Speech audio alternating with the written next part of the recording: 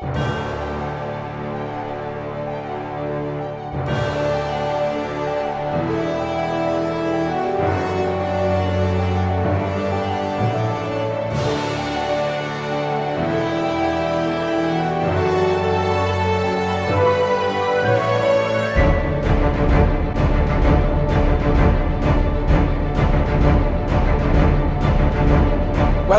ladies and gentlemen, to what we call the annual Dick Awards. Of course, the Dick Awards is where we recognize the wonderful work that the politicians of St. Maarten do throughout the year. Of course, the Dick Awards is sent to all of the participants. Most of the time, they send it back. For example, last year, I sent a dick to Melissa Gums, but she sent it back, and she had a little note that said, "I don't want it." And I was like, I don't know why. I just don't understand why. And I had sent one to some other people too, but that's okay. All right. I'd like to thank you for being here. Let me make sure. Is Krisha here? Keep my wife's name out your mouth. Wow, okay, take it easy, Theo. Take it easy. Take it easy, Lord. But in any case, let me start off with our nominees for the Dick Awards for 2022. Of course, we didn't have a Dick Awards in 2021 because I wasn't there. I didn't have a show. I was busy somewhere, incapacitated somewhere. It's a long story. I probably had to get the award for last year because last year was a bad year. But this year we are back and we are grateful. So let's start off with number 7. Now, the number 7 goes to someone that I respect a lot. Someone that I've watched since 2020, becoming a politician for the first time. And she has grown into what I call the worst president of parliament in St. Maarten history. And that is, of course, Krisha Martin. Congratulations. You are our number 7 Dick awardee. Ha! At least you get in. Anyway, so this is for you. I'll email it. I'll send it to you. Come, you can accept it, as long as your husband don't be there. All right? So she gets the number 7 Dick Award, and let's share some clips of the good things of what I said about the good MP over the year. The President of Parliament continues to be the worst President of Parliament in St. Maarten history. So let me say something positive about our President of Parliament. I think that MP Krisha Heiliger continues to be the worst President of Parliament in St. Maarten history. The meeting is set for Monday. And you know what I don't understand? Why do we have to have a public meeting so that you can be voted out as chair, when you could just simply resign and then we don't have no problem, we just continue our day because we don't care who's the chairperson of parliament. It doesn't matter. No. So congratulations, Krisha Martin, who is now an independent member of parliament. All right, let's move on to number 6. Number 6 was a tie, and it has to be shared. The reason why it has to be shared is because these two politicians shared the spotlight for 2022. And that is, of course, the Member of Parliament, Ray Peterson, and Member of Parliament, I should say Minister of Romy, Egbert Duran. You guys are getting a dick. Look like all you have to share the dick.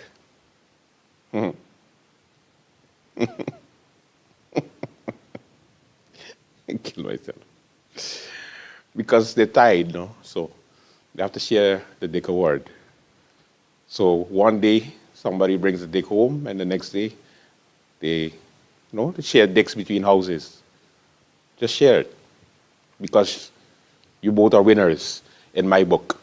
The reason why you two receive a dick award is because this year you get to let people know all the dirty laundry in the ministry of Romy, besides with the ombudsman, but the public debate between Member of Parliament Ray Peterson and, of course, the Minister of Romy, Egbert Duran, was long and overrated, and therefore they get to share a dick award. Okay, let's go to the highlight. They always emphasize how small Samad is really small. And information that flows from here always reaches all over the place. Now, I'm going to give you a letter. I'm going to start to read the top. That's your copy. You can keep it. Thank you. I'm going to start to read the top of the letter, and then I'm going to ask you to read the last part, which is highlighted. Okay. This is a letter dated June 22nd, 2020. Honorable Minister Egbert Duran, on behalf of Alegria Real Estate and its related persons, Alegria, I write you as follows. Since your inauguration, it has been reported in the media that questions again have been raised in relation to the Morgan Resort, which is developed by Alegria. It seems certain members of parliament are seeking questions in relation to a parcel of land situated at the bottom of Burgo Bay, circa 13,500 square meters, to be granted to Alegria and Longlease, the water parcel. I'm happy to provide you with the factual history to enable you to answer the questions. I want to stop there. Imagine you have a third party. I have a secretary general. I have staff. A third party want to inform me of the history of how we reach here and what the issues are. I'm going to continue. Please. In September of 2014, Alegria acquired the properties then known as Caravanserai Resort on a public auction for a very substantial amount in purchase price. The Caravanserai Resort was dilapidated state surrounded by claims and other problems created by the then owner. I'm not going to call the name. Alegria invested substantial additional funds in the properties and reopened under the name of Alegria Resort. The facility further investments in the properties. Alegria on February 19, 2016 first applied to obtain a water parcel adjacent to the properties. This was not formalized in October 2017. Hurricane Irma caused substantial damages to the properties. This resulted in the need to further investments and adoption of the master plan, including the rebranding of the properties of the Morgan Resort. On February 23, 2018, Alegria requested that a water parcel be issued to them in Longlease. The master plan was shared with then Minister of Romy Peterson by letter dated May 31st. And by letter dated May 31st, 2018, he informed in principle to have no objections against the issuance of the water parcel to Alegria. The issuance was, however, not formalized. I would like for you to read the part that is highlighted. Many meetings with Vromi followed, amongst which a meeting of March 20, 2019, of which minutes were made, copy attached. Notable from those minutes is that Mr. Rayon Peterson, now a member of parliament asking you questions, was instrumental in the discussions, including agreeing to the pricing of the long lease for the water rights. In fact, all matters related to the issuance of the water parcel were prepared by him, and he promised on many occasions to get the matter resolved. He never did. Can you continue on the last part? The lack of follow-up by Vromi forced Alegria to, on March 16, 2020, file an injunction case in order to get the water parcel issued to it. This resulted in a government lawyer reaching out to the lawyer of Alegria to discuss settlement. Now, the settlement was reached on May 4th of this year. And that's the May 4th of 2020. That's where that. So now I'm going to continue, Grace. Yeah, please. That's where the problems start. The settlement that I'm talking about is in relation to the then Secretary General who went in an agreement without my knowledge, without ever informing me, and after the fact tried to ratify what was done. Him and the lawyer did that. Rayon Peterson was instrumental in it. Rayon Peterson guaranteed these individuals that it would get done and it didn't get done. Grace, you want me to tell you, God is so amazing, right? A week ago, somebody come to me, what's your problem with you? What's your problem? I really don't know. And I'm thinking, and I went back in a WhatsApp chat, because he would always be speaking to me about Alegria and different things. I normally, like, yeah, we pushing, we fighting, you're going to knock out again, you sure you're going to win? I'm like, yeah, we pushing, man. I said, yeah, man, we pushing and so forth. Then he getting all this information, we speaking. Then when we win in the Court of Appeals, I send him a WhatsApp like, hey, listen, we win, I send him the link. And I never really look. Come here, I send message and look back. He never answer. We understand it because we know. Yeah, we know that I know that it's not advice, so I know that there's no carrying opinion. But this is what comes, society. So it's not that based on this, it seems as if you're against it now, but then you're part of the process then. Oh yeah, I was. And you understand? So the point I'm trying to bring is this. We have to be careful with what we do. At the end of it, I have a parliamentarian too, so I know exactly how it goes, you understand? So you could do what I have to do, and I understand I carry it. But this here, if I want to say, okay, let's go, and it's not a look bad because to say, but you inquire on it, but you're part of the whole process. I mean, I think people would understand you part of the process, but you know, it's been right back and it's not like a smear tactic. Exactly, because for me, as I said, it would not handle what I would want to do, even if, you were to twist it into what you want. No, I talk about this, and I talk about what's written here. But you explain something now, that you explain me that the cabinet instructed you to explain me something that you didn't know. And that's not what it just falls in front of you. And you have to read. This is all you have. You don't have a left side, right side. You're reading this. It's going to be like, and that's how that's about it. So what is we asking about this? If Ray is kind of in favor of it, or was in favor of it at the time? You understand? It was a bit confusing. And that's where I would contradict you by saying that you were never in favor of it, because everybody can say and read the minutes as they want, but if you read the minutes, at no point in time do we say there is a positive advice from the department on the issuance. It just says we have to do our research, pricing, distance, the size, all of that is details that you would have to talk about even before you even start the process to make the advice. And I would just use it as an opportunity to explain to the public how the process goes. Because by the end of the day, facts are facts. Facts are facts, you understand? And it wouldn't have to be a political campaign whether it's left or right. The fact is very simple. We knew and the department knows, and we can do an elevated request to the department where we can call up all the civil servants that were involved, including Jeanette, including Timo, including Francesca and Violet, where they all know that since day one, I was against. Okay. Wow. Wow. That's a whole 4 minutes there that can be somewhat incriminating, if I may use that term. Wow, against the minister. Now, you look, for example, let's take a look here at the letter that actually was submitted to you on Friday, right? Friday to be exact. No, it was on.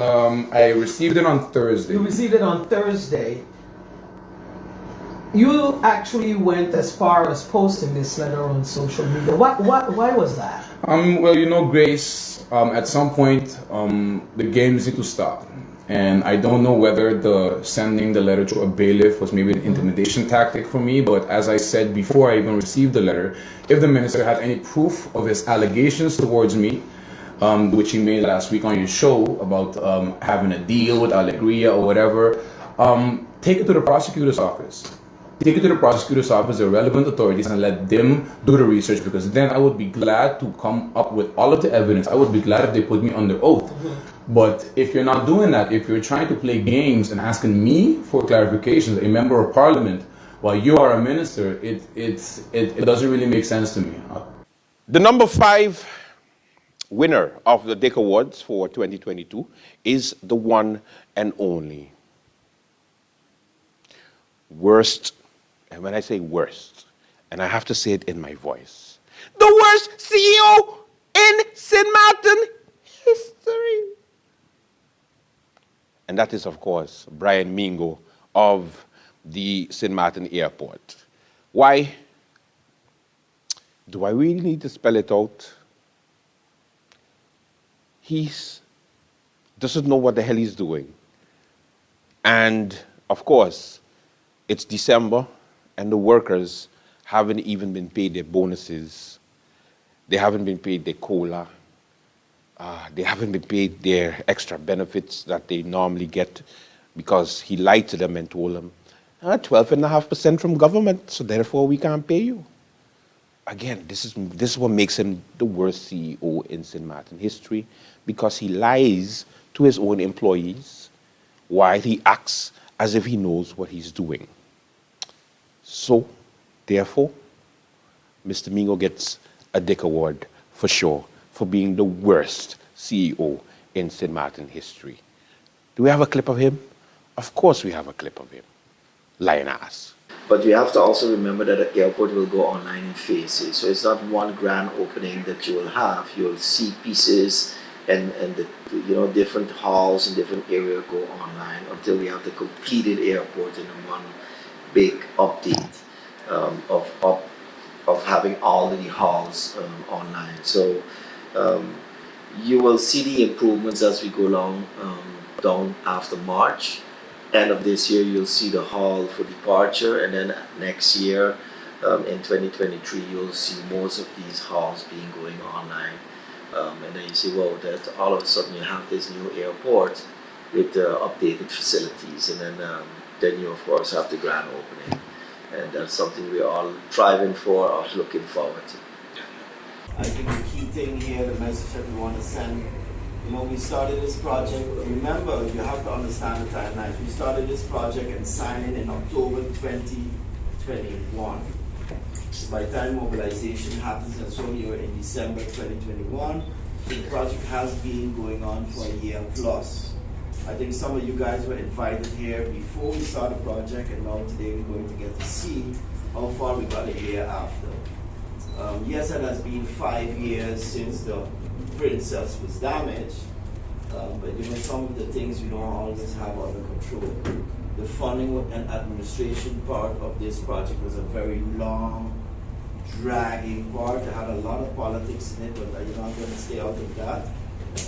And we all know that the funding went through the kingdom, through the World Bank, and also through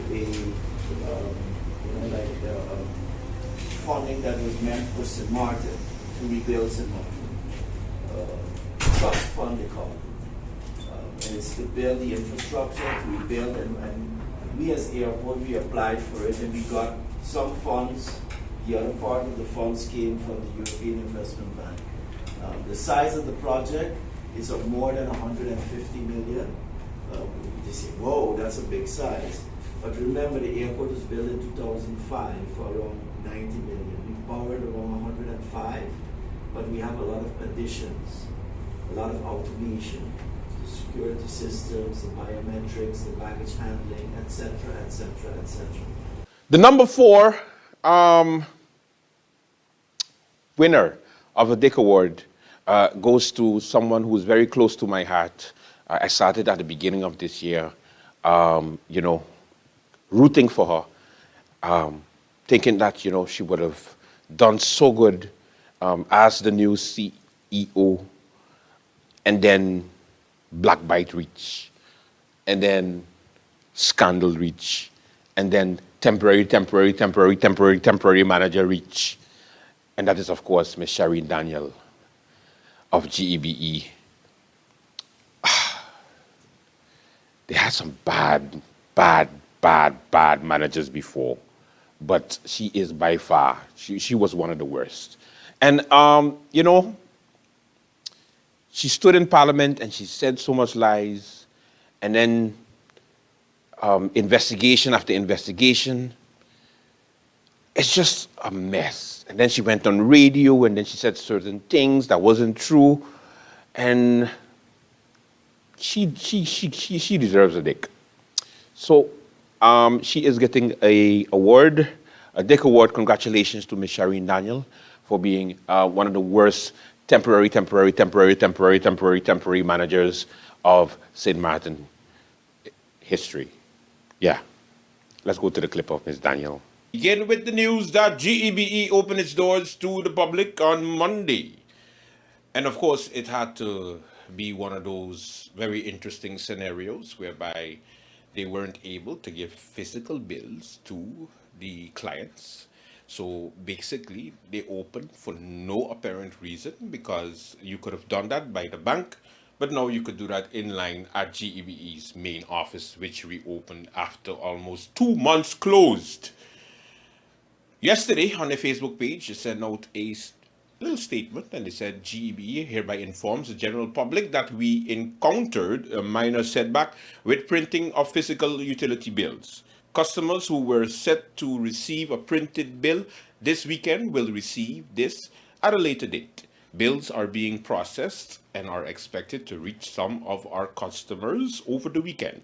Our customer care staff are available to answer any questions to provide clarification on June 6th as we reopen our doors to the general public from 6:30 a.m.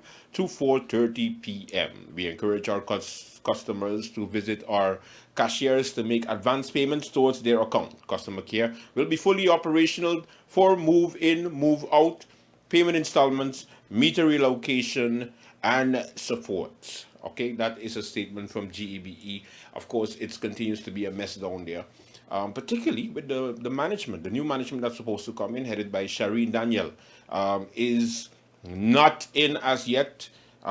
It's just disappointing because you hear all kind of different things when it comes to the new management that's supposed to take over, especially when it comes to the screening of the candidates, especially with Ms. Daniel. I heard that she wants to take out 2 of her warning letters that she received. Otherwise, she's not signing. She want more money. She want all kind of things for GEBE.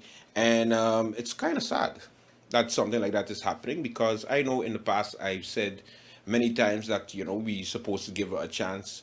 But apparently she got the same tactic from the government of St. Maarten where it is just do what I say or be fired or put on inactive duty. As you're aware, my name is Dr. Sharon Daniel. I'm currently the acting TM, replacing Mr. Temer due to him being on sick leave until further notice. NVGB experienced a glitch yesterday, which somewhat caused a frenzy. And as a result, NVGB had to basically hit the media, put communication forward, and explain to people of St. Maarten what occurred. What did occur? On June the 7th, NVGB proceeded to start to bill their customers as the norm, as we get back to normalcy. We bill the consumers based on 2 methods. One goes out via hand delivery with our meter guys. The second one goes via mail for convenience. March bill went out via mail as well as April bill. As well as March and April bill went out via email on June the 7th as well. However, what took place was that during GB's testing phase, we were testing certain of our bills, certain of the numbers, etc., etc., etc. And again, we had a computer glitch where a large bill went out to an exorbitant amount of consumers or customers, which somewhat caused a frenzy because that bill was the consumption of, for example, February 2021 to March 2022. Some was March 2021 to March 2022. We asked the people of St. Maarten to disregard those high bills because, as you know, GB was hit with a ransomware, Black Bite attack. GB is gearing up to normalcy. However, we are having some hiccups. And at the end of the day, GB will continue to be transparent. GB is owning our shortcomings. However, again, this is a part of the process to gearing back into normalcy. With that large bill, there was a bill of March that came into effect that was emailed as well. There was also a bill of April that was emailed. Those 2 were correct. And if anyone have concerns over the March and the April bill, NVGB right now is open to the public. We have even extended our hours. We open at 6:30 a.m. in the morning. We close at 4:30 in the afternoon. We are also open on Saturdays from 8 to 12:30 because it's GB's intention to restore the trust, restore the confidence, restore the peace of the organization with the people of St. Maarten. but we are going through hiccups. It has our utmost intention. We're working towards that normalcy, and we're just asking for your patience. So, incompetence at its best. They continue to, of course, deal with this particular situation. I think that sooner or later the government can do much better when it comes to the management of GB. I mean, this is getting ridiculous. The next winner is someone that continues to receive a Dick Award very steady. Every single year she gets a Dick Award, and I don't understand the consistency because according to my sources, she doesn't really like the Dick Awards, but she receives one every single year, and that is, of course, the Honorable Prime Minister of St. Maarten, Severia Jacobs. Of course, 2022 was one of the dictatorship. She continues to be not what we expected. She continues to be one of those prime ministers that blatantly lies to the public. She continues to have no respect for the media. And of course, she gets a Dick Award for sure. So congratulations to the Prime Minister. Do I really need to show you some of the highlights of the Prime Minister? Yes, I do, because there's so much. Let's go. Let's not waste any time.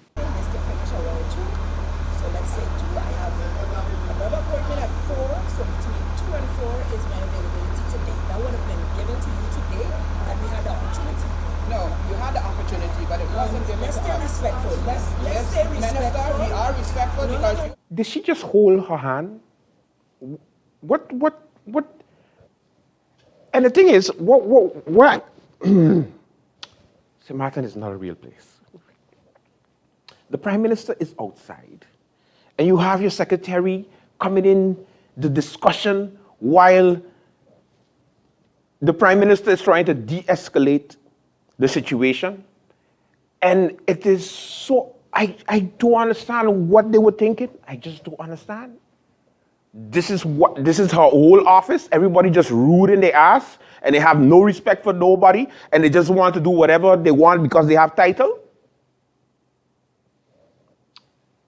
Let's continue. You are saying to me, I'm not going to get in a shouting match with you. shouting match with you Are you either. willing to meet with me this afternoon or tomorrow at 1? Minister, with all due respect, we sent you an email. And the response we got back was that 9 was not possible, but we will revert to you as soon as. Because I was not on You did island, now, so you they are had to check saying, with me. Minister, And I came back last night. well, we got an email last night. We didn't get it today. We got it at 5:50. You got it at 5, I arrived here after 5. So I haven't been able to meet to set You're a not time. responsible for your schedule. Okay, fine. So I just gave two You proposals. just gave two which of- proposals that you're giving now. But that is Had we what- gotten those proposals, they would not have been out here. What we got this morning, How could we give it to Prime you before Minister, this morning? Minister of General Affairs, with all due respect, everybody knows that I am a woman of dialogue. I am a woman that speaks. I have been However, dialoguing with you on every turn. correct. And I find it very, very, very, very irresponsible for the email that I received telling me or telling them, nevertheless, since they received the update in their management meeting, here goes from the fire department. And it's a repeat of what was said to them. Yes, but there wasn't anything coming from you. But how can anything come from me until I meet with management? I have But you did not in that email. In any case, there wasn't. gentlemen, No, there's not in any Miss case, Canagita, Minister. You Miss said respect. Canagita. Respect is not in any case. Miss Canagita, this is a shouting manner. This is not solving anything. But you're not the Prime Minister. And I'm asking you, You are getting in here too. Listen, I'm hold on a the minute. Minister of Hold on a General minute. Affairs. No, I'm asking you to respect me. Miss Good. Canagita, Let me I'm speak to the standing here, Minister. Miss Canagita. But she's Miss speaking to me. Miss Canagita, but I was speaking to you. Good. This is Then not you need to leave it go. necessary. Good. This is not necessary. And we were avoiding All of the this. hand waving isn't necessary. Well, that's my way of I am expressing trying myself. to express to you in front of your Wave it close to members, Minister. in front of your members, Yes. that I am willing to meet. It was not possible this morning. No, you said it was not possible today. I can read the email to regardless, you. No, not regardless. When I say that is a very disrespectful conjunction. I'm pushing this afternoon. Of course, I have more meetings, but I move other We all have meetings. Okay, we all have things to do. This afternoon, 2 to 4. If that is not possible, it's tomorrow at 1. Which one do you prefer? Which one? Do you have more time to hear the grievances? Tomorrow at 1. Then we will do it tomorrow at 1. So then we would not have a time limit as to when you cannot hear what their grievances are. I am open to hear everything, and I would want management here as well. That's okay. That's okay. So I am trying to reach management, and I have been able to reach them since this spectacle started today. This is not a I didn't think spectacle. this was necessary because I'm open to meet. This is not a spectacle. I am open to meet, so that's not considered. This is the reason why this never happened. said I was in meetings. So It's a communication. If I refuse to meet, I can understand this, but I never refused to meet. I just arrived last night. You are not the one sending the emails. Maybe you need to speak to who's representing you in your office. We have contact. In any case, tomorrow at 1. Yes, and that's the reason why. You see, give a last one how to go.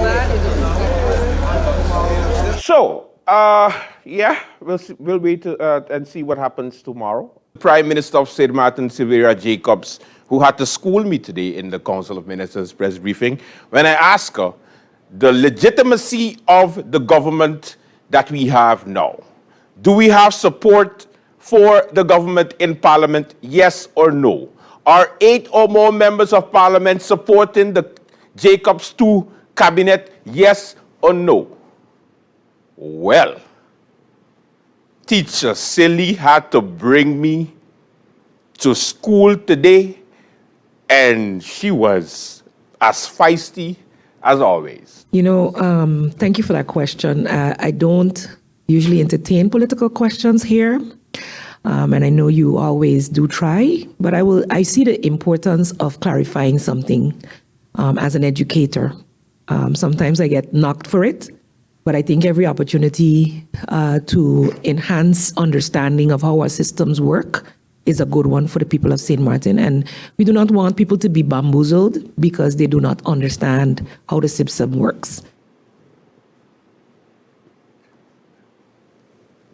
She just called me dumb. She just called me dumb. What happened in Parliament on Monday is to Parliament's account, and it was a proposal made by a member to change the chair of Parliament. It has nothing to do with the support of the Parliament for government. Had we had a similar type of vote for the laws, then we would have a challenge, then we would have a problem. So there was full support, almost 12 of the 15, I believe, voted for the laws. A government has support, can be deemed it doesn't have support if it cannot govern. So we needed those laws to be passed to be able to govern. And so I have no concern with, let's call it the politics that is going on at Parliament at the moment, as we have a majority support still to this moment. So if someone knows something I do not know, then I guess I will hear about it. But up until now, the support for the government remains intact. And that was shown with the vote that was passing the law that was actually on question for that day. We do have other laws coming up, and we are ready to go to Parliament based on that support to get those laws enacted in the interest of the people of St. Maarten, which also includes the budget. I hope that's clear. It was just a question. Just answer the question. Yes. Thank you. Thank you. The Prime Minister of St. Maarten, everybody. She gets a Dick Award. I'll send it to your office. Or I'll bring it to press briefing on Wednesday if you don't cancel it for a third week in a row. That's how much respect they don't have for the press. Anyway, the number 2 Dick Award goes to a member of Parliament who managed to destroy a political party that has been established since 2010. and that is, of course, Member of Parliament, the tallest Member of Parliament, Rolando Bryson. He receives a Dick Award. Congratulations. It's as tall as him, the award, so it's going to be nice. I'm going to send it to him wherever he is. Yeah. So he gets a Dick Award, of course. He is the number 2 person to receive the Dick Award for his countless contributions and basically reshaping the political landscape of St. Maarten. Because first he had 1, 2, 3, 4 members of parliament. And then he lost 2 members of parliament while being the leader, while other members of his political party continued to leave, and he is basically holding the up by a string while he fired the wife of the founder of the party. Sound like a novella, right? Yeah, that's why he deserves a dick. Because, of course, MP Bryson continues to keep the government together, I must say. That's one thing you can give it to him. But at the same time, needs to rebuild up the United People's Party from the ground up. Get it? So he deserves a dick. And, of course, notwithstanding the public scandals and the back and forth with, of course, the worst president of parliament, Krisha Martin, and the accusations, back and forth, publicly. Let's go to the clips of MP Bryson.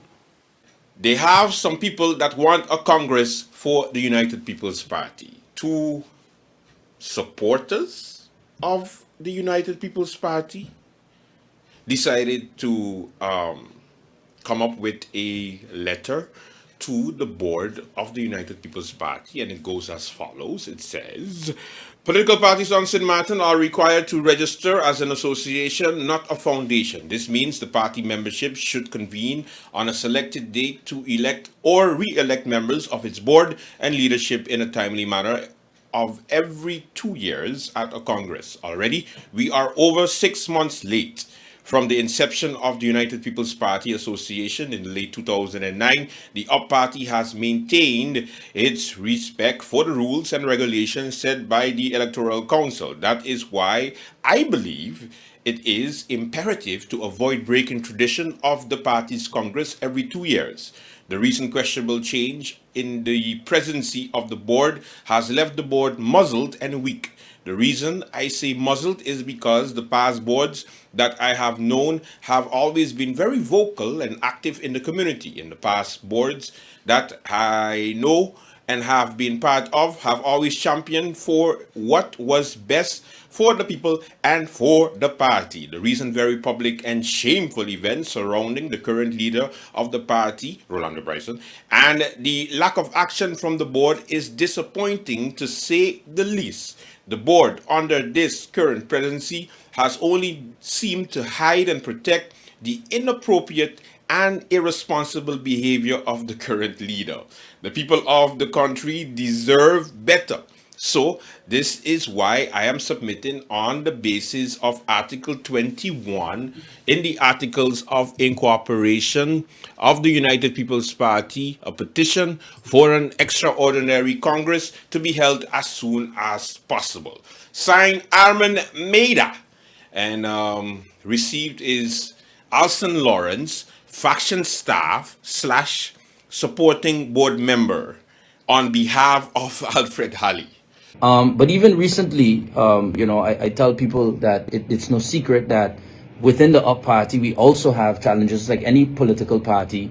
An email that was sent to myself, to MP Martin, and to MP Bijlani, that somehow found its hands into the Daily Herald, and Theo is feeling like we're subservient to the NA. But you are the one that actually works within that government. You're literally the representative of the UP.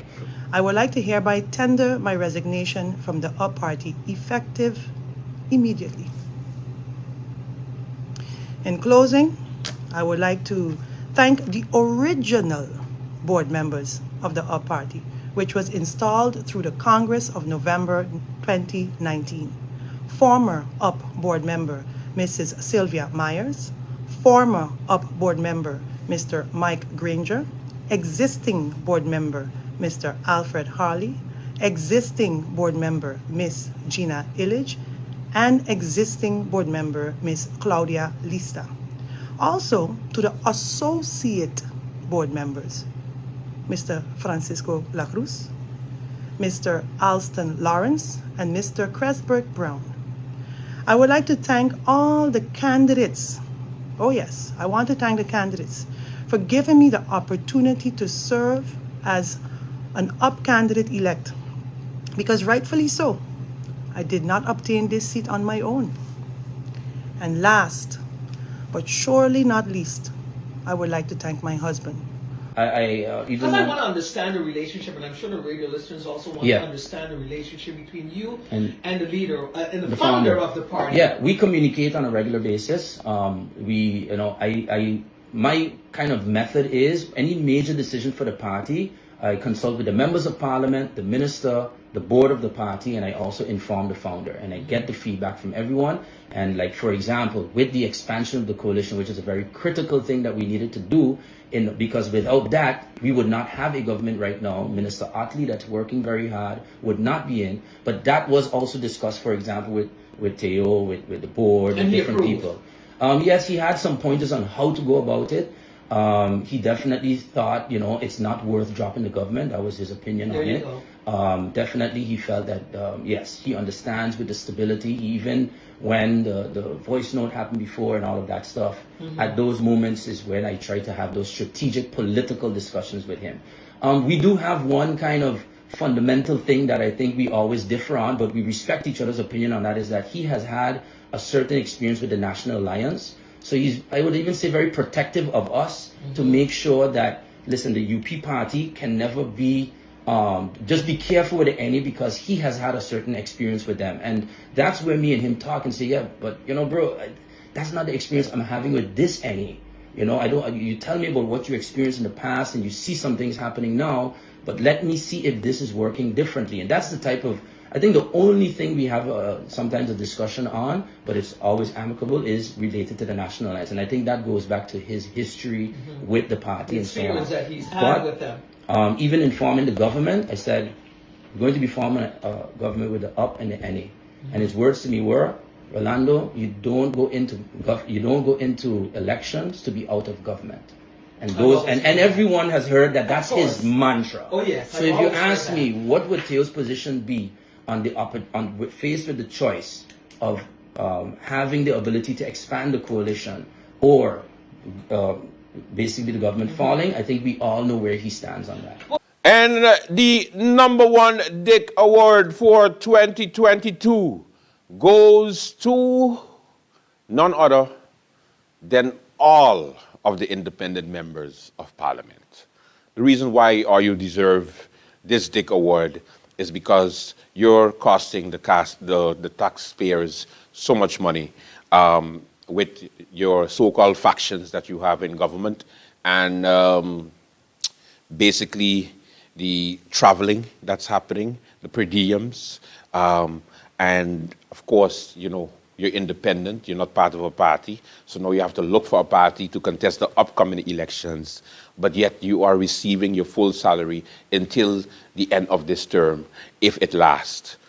Therefore, you guys are the real MVP. That's why you guys are #1, and that's why independent members rock. Because you join a party, then you leave it, and then you're by yourself to go back on the party, and then eventually, maybe if you don't agree with the leader or somebody in the party, you go independent again. The cycle, you gotta love it.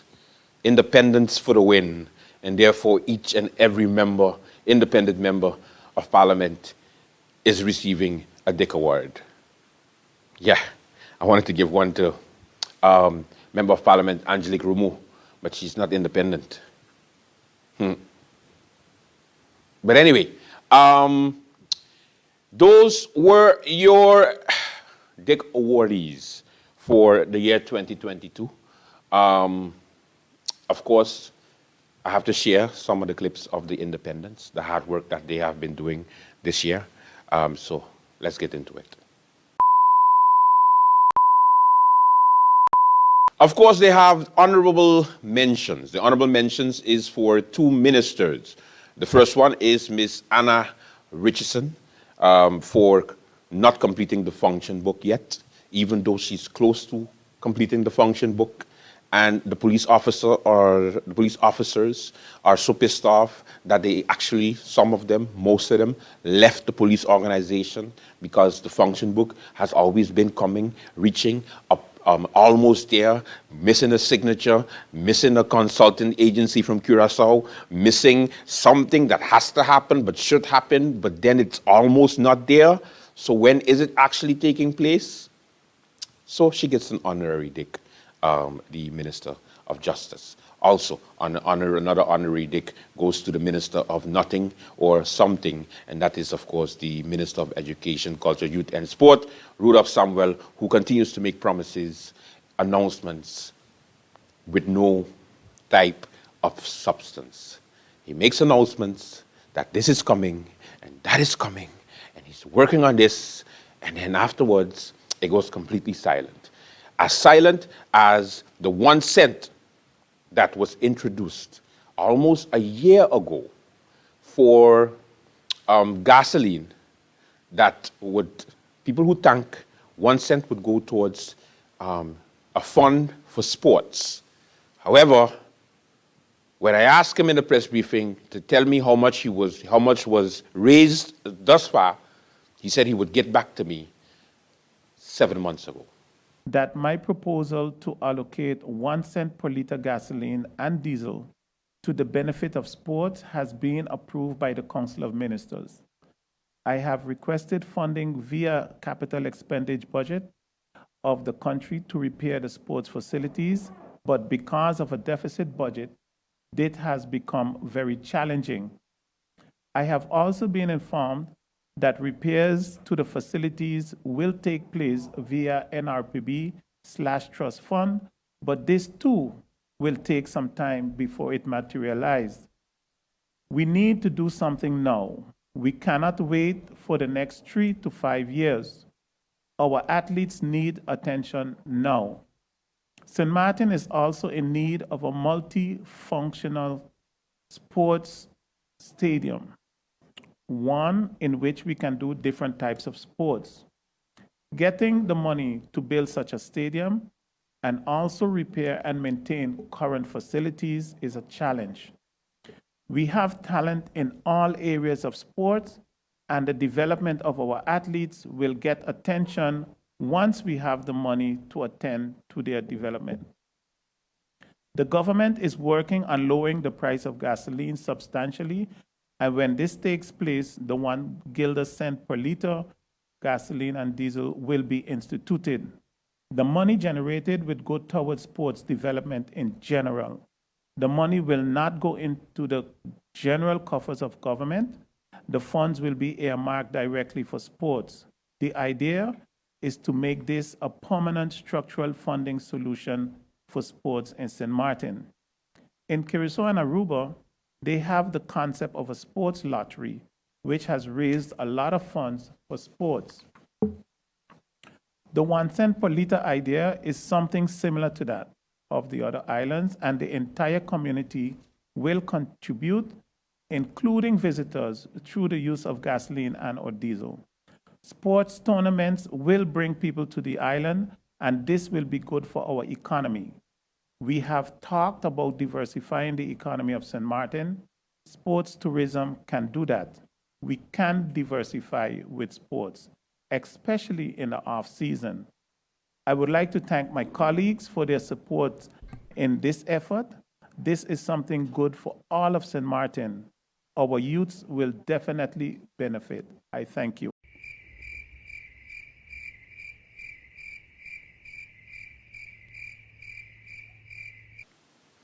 So again, honorary ticks, awardees goes to those 2 ministers. All right. Thank you so much for watching the Dick Awards. Of course, this is just the beginning of the show. We will be sharing some memorable moments of the year 2022, and we look forward to the politicians receiving another Dick Award next year, hopefully, with doing nothing exactly. They will be receiving a Dick next year. All right? Remember, the Dick Awards goes out to the politician that continues to do nothing. Yeah, that's the ones that get the Dick Awards. All right? And of course, to the CEOs that received it, you're a special case because they're government-owned companies. So miss me with that bullshit. I can still mention you. All right? Let's begin. By the request of few MPs to adjourn this agenda point, and I will honor that request to adjourn this agenda point. Point of order, Madam Chair. Yes, MP. Can I get an explanation as to why agenda point 4 is to be postponed? It was requested by a few MPs to not to postpone it and have the. I was gonna. You didn't give me a chance to finish, but agenda point 4 will be now handled in a closed door setting, and then we will then move back to the OV for a further handling. What reason? Point of order, Madam Chair. Yes, MP. If you're through with MP Christopher? No, I didn't get answers him? he asked me for what reason. Okay. It was based on the information that is going to be coming out. They feel that they would rather have it in a closed door setting to hear them out before, because it is mainly a maybe one-sided version, and they would want to maybe hear different stakeholders, and in an OV setting that is not possible. So we will then handle it in a CC, and if depending on what the information is, we would then come to an agreement to see if a third party or any stakeholders that are implicated would have the opportunity to come in and also address that. That's the reason for that. Madam Chair, sorry, but who requested that meeting? Maybe the MPs in questions can. The meeting. Carnival committee. The Carnival committee requested the meeting. And that's the meeting going into a closed door? The meeting is not cancelled. No. The meeting is adjourned. The meeting will go in a closed door. So I'm asking, who requested that meeting? To go in a closed door? No, the meeting for Carnival. Carnival requested the meeting, MP. So is the Carnival committee now asking for it to go into a closed door? No, they did not. So then who's asking for it to go into a closed door? It is at the purview of the MP. Let me reply on my own. Thank you. It is at the purview of the President of Parliament to decide how meetings are handled, and this is the decision of my person to handle it this way.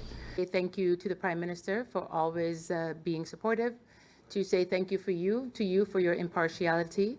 Where we have gone has been separate. A definite thank you to the United People's Party for letting me be part of them and being here to represent the people of St. Maarten. But things are no longer aligned, and with that I will have to declare my independence. Thank you very much, Madam Chair Lady.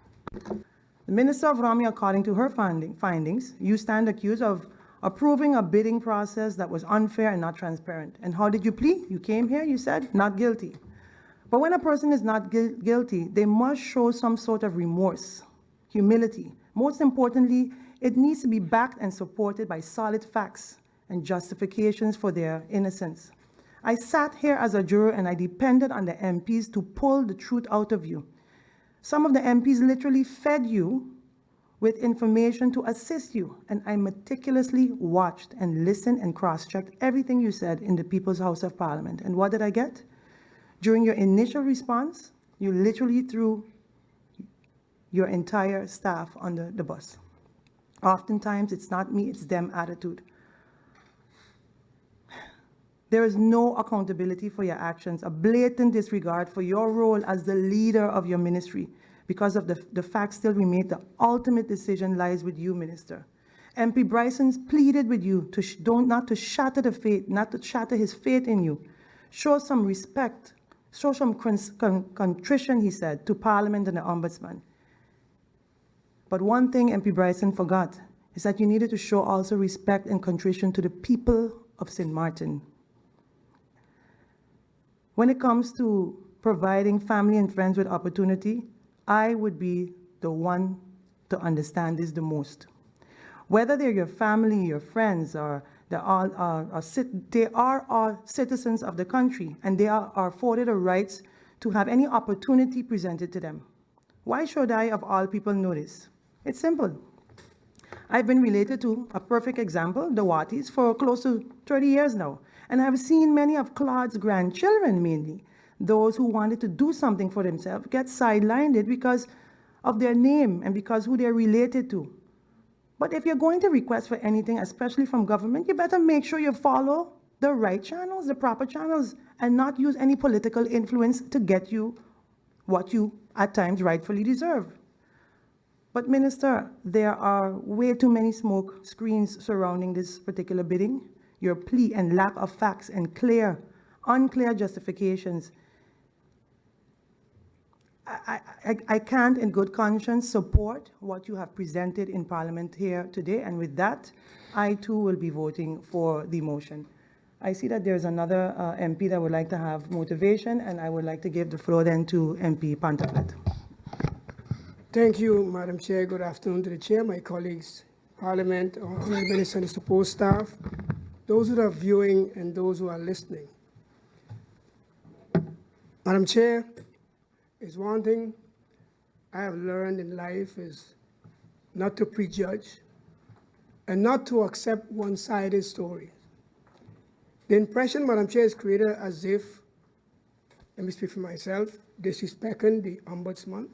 Well, Madam Chair, a report was done by the Ombudsman, and it appears as if I, as a member of Parliament, had no right to question the report. Because it's the Ombudsman, that's the judge, jury, executioner altogether. What the Ombudsman says is a fact, because they are not human beings and they can't make errors. Madam Chair, I asked a very important question. Were there any investigations done prior to how the bidding process took place? That was not answered. Ombudsman feel that they should not do so, Madam Chair. Okay, so you heard from them. So now let me go down to the vote. Who's voting for? Who's voting against? MP Bryson. Against. MP Chanel Brownbill. Against. MP Solange Duncan. For. MP Christophe Emmanuel. For. MP Melissa Gums. For. MP William Marlin. Against. MP George Pantaflet. Against. MP Rayan Peterson. For. MP Hyacinth Richardson. Against. MP Angelique Rameau. Against. MP Ludmila De Weaver. For.